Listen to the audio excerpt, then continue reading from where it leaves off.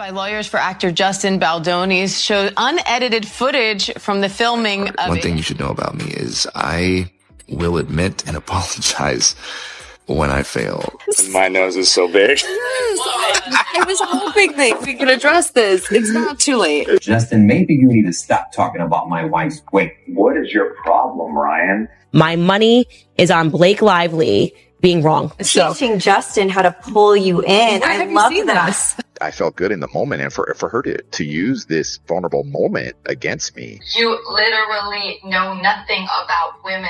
Get ready. What we've uncovered is nothing short of shocking. For the very first time, private text messages and voice memos that were never part of the lawsuit have surfaced, revealing startling details about Blake Lively and Justin Baldoni's relationship. These messages paint a picture that could completely change public perception, but that's just the beginning. Exclusive behind-the-scenes footage from the movie set shows Blake behaving in ways that directly contradict her legal claims.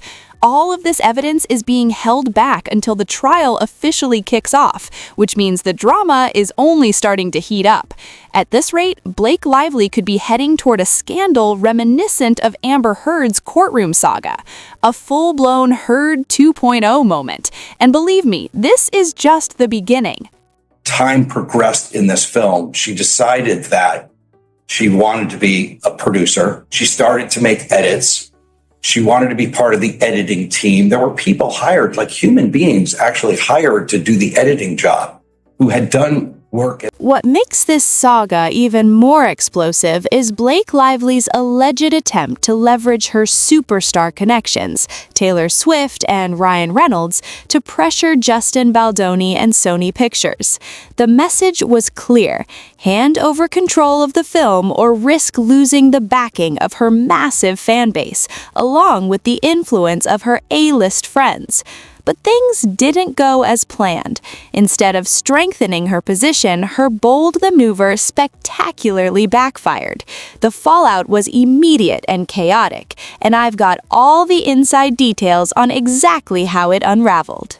Making any sense after working for this film for almost 2 years, together collaborating, text messages, voice memos, getting along, joking. We never had an issue before the break, and then after the break, suddenly there's this weird thing going on with all these demands. I met them at their place, and Ryan blows up on me, and then Taylor's looking at me like... That was Justin Baldoni, essentially defending himself against all the chaos Blake Lively allegedly stirred up. And trust me, you'll want to grab some extra popcorn, because this story only gets wilder. From the start, things seemed normal. Blake and Justin worked side by side on the film for nearly 2 years, collaborating closely, sharing laughs, and showing no outward signs of conflict. Then, after a brief break, everything flipped. Out of nowhere, Blake began making new demands, setting off a chain reaction that would shake the entire production. Reports say Ryan Reynolds reportedly lashed out at Justin, while Taylor Swift gave him the cold shoulder, as if he'd committed some unforgivable offense. Yet, Justin claims he remained professional and respectful, spending long hours with Blake in the editing room while she requested heavy involvement in the post-production process. The breaking point? He didn't even refuse her outright. He simply asked her to wait until he had a rough cut ready for feedback. That single no changed everything. Suddenly, Justin was locked out of his own project. Sony handed creative control to Blake, and Ryan and Taylor began promoting the film as if it had been her vision all along. Meanwhile, Justin, who had poured 5 years into the project, was treated like an outsider at his own premiere. Adding another layer, Colleen Hoover, the author of the book behind the adaptation, had personally chosen Justin for the project, collaborated on the script, and even promoted the film alongside him. But once Blake filed her lawsuit, Colleen abruptly switched allegiances. Her Instagram post supporting Blake left Justin blindsided, raising the question, was this orchestrated from the start, or did Blake flip the script once things didn't go her way? As the lawsuit drama escalated, Justin's supporters noticed personal information about him resurfacing online. old addresses, phone numbers, emails, all circulating in shady corners of the internet. It was a stark reminder of how vulnerable anyone can be in the digital age, highlighting the importance of services like Aura, which offer identity theft protection, dark web monitoring, VPNs, and more to safeguard against exactly this kind of exploitation. At the heart of the scandal, what's striking is Justin's continued praise for Blake. Even after everything, he publicly described her as brilliant, talented, and deeply invested in the creative process. He gave her full credit for shaping the movie, particularly sensitive intimacy scenes, noting she had a clear vision for how they should unfold on screen. So, how do we reconcile these conflicting narratives? On one hand, Blake positions herself as the victim of misconduct. On the other, Justin's unwavering respect for her contributions, even as he's pushed out of his own film, raises serious questions. Was Blake genuinely undermined or maneuvering for power and control? Was Ryan and Taylor's involvement loyalty to Blake or part of a broader PR strategy? And Colleen Hoover's sudden shift, genuine change of heart or industry pressure? The deeper you dig, the murkier it gets. What started as a film adaptation of a best-selling novel has spiraled into one of Hollywood's messiest scandals in years. A storm of lawsuits, friendships tested, reputations threatened, and trust shattered. One thing is clear, this isn't just about a movie anymore. It's about power, influence, and the dangers of mixing personal dynamics with professional ambitions in an industry where perception is everything. So I'm hoping to see you back in the double duty role. I think there are better people for that one.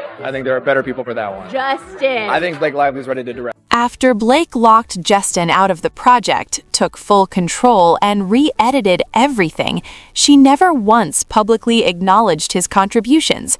Yet, private texts told a very different story. Messages where she thanked him, called him talented, and expressed genuine gratitude for his collaboration.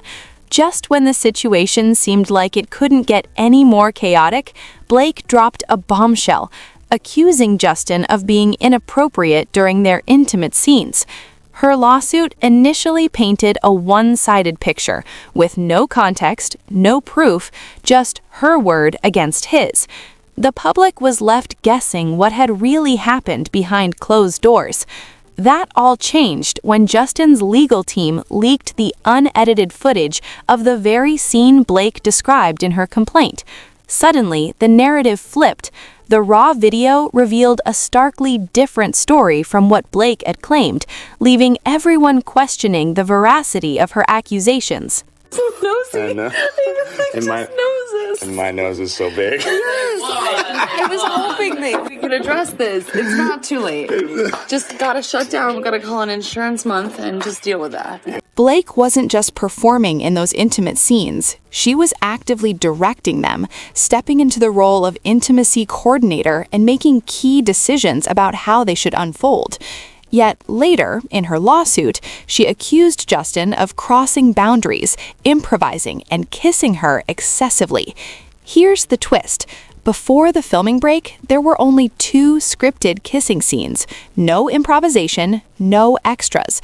But when production resumed, Blake returned with a new set of demands and refused to meet with the actual intimacy coordinator, making her allegations appear even more questionable. It almost seemed like she was rewriting history to push Justin aside. Blake wasn't acting alone. Colleen Hoover, who had previously praised Justin's script as perfect, suddenly switched sides the moment Blake seized control. She helped re-edit the film, effectively cutting Justin out of the project he had built from the ground up. Then came Taylor Swift's surprising involvement. Justin had personally discovered the young actress cast as Lily and fought to secure her the role. But who ultimately gave the green light? Not Justin. It was Blake and Taylor. The actress herself admitted that Taylor had the final say, and when interviews rolled out, Justin's role in discovering her wasn't even mentioned. It was as if his contributions had been completely erased from the very project he had poured years into shaping. It's all pretty much Blake's styling. She's been my stylist. And then these are her shoes. Blake's shoes. So literally all Blake. Yep. I feel so lucky. She is an angel. She is a guiding light. She's a force. She is everything you'd want as a mentor and as somebody to look up to. Blake wasn't done stirring the pot. Far from it. She and Ryan Reynolds had been subtly throwing shade at Justin for months, trolling him in ways most people didn't notice until the full picture emerged. Looking back, the drama runs far deeper than anyone expected. Reports suggest Ryan himself played a hand in shaping the script, tweaking scenes alongside Blake. One cast member even confirmed that Ryan had written multiple scenes and offered significant suggestions, something almost no other actor would have been allowed to do. From the very start, Blake and Ryan were rewriting lines daily, adjusting the script in ways that created tension behind the scenes. Blake knew exactly how to handle Justin. She praised him, calling him one of the best directors she had ever worked with, contrasting him with past directors who, according to her, never valued her input. Flattered and eager to collaborate fairly, Justin gave her creative freedom. That's how Blake ended up rewriting a key rooftop scene, solidifying her influence over the project and proving she knew precisely how to get what she wanted. For his response to her creative changes to the film's pivotal rooftop scene. Will you please get down from there?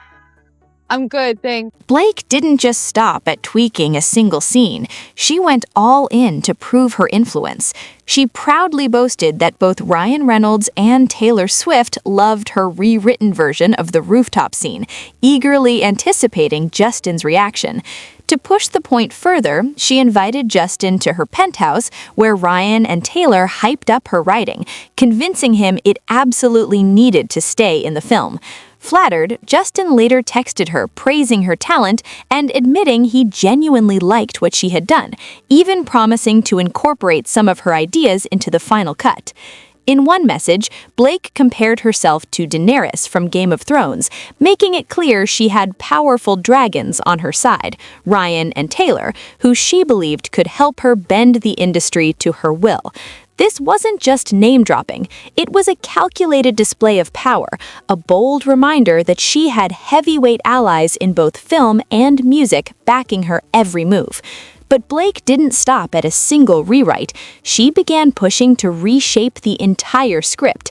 Justin, trying to preserve the project while maintaining some creative control, allowed her to make daily changes. What started as small adjustments soon escalated into relentless scrutiny of every scene.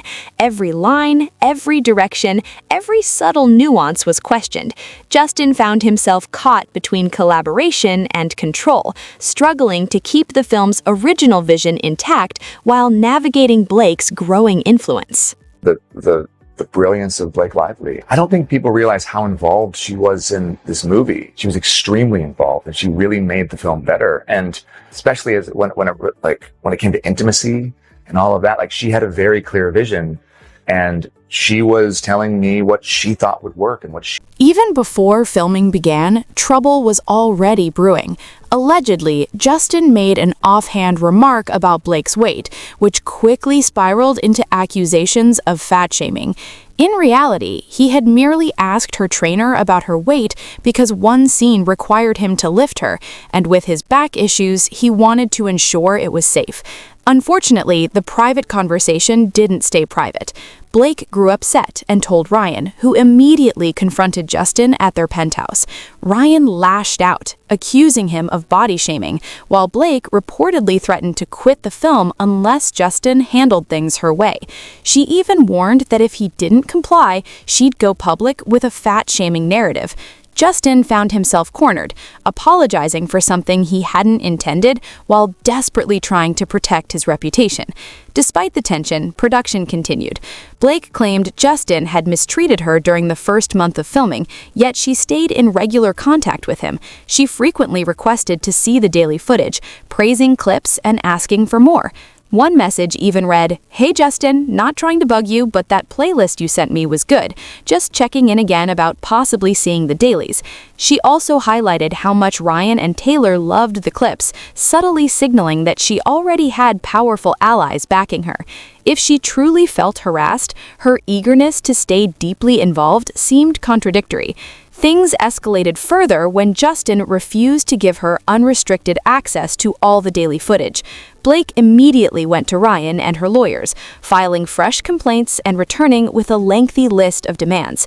These weren't minor adjustments. They were aggressive power moves that jeopardized the entire production, risking the livelihoods of hundreds of crew members and threatening Justin's career. Even Sony, the distributor, struggled to understand why she was making such disruptive requests. It was becoming clear that Blake wasn't just acting, she was pulling strings behind the scenes, positioning herself as a co-director while leaving Justin trapped in an impossible situation. Then came the breaking point, leaked footage that completely undercut Blake's legal claims.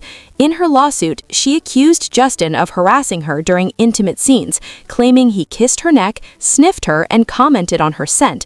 But the raw, unedited footage told a very different story. The moments she described were revealed to be scripted performances, framed by specific directions and rehearsals, not improvised boundary crossings. Viewed in context, the scenes contradicted her accusations entirely.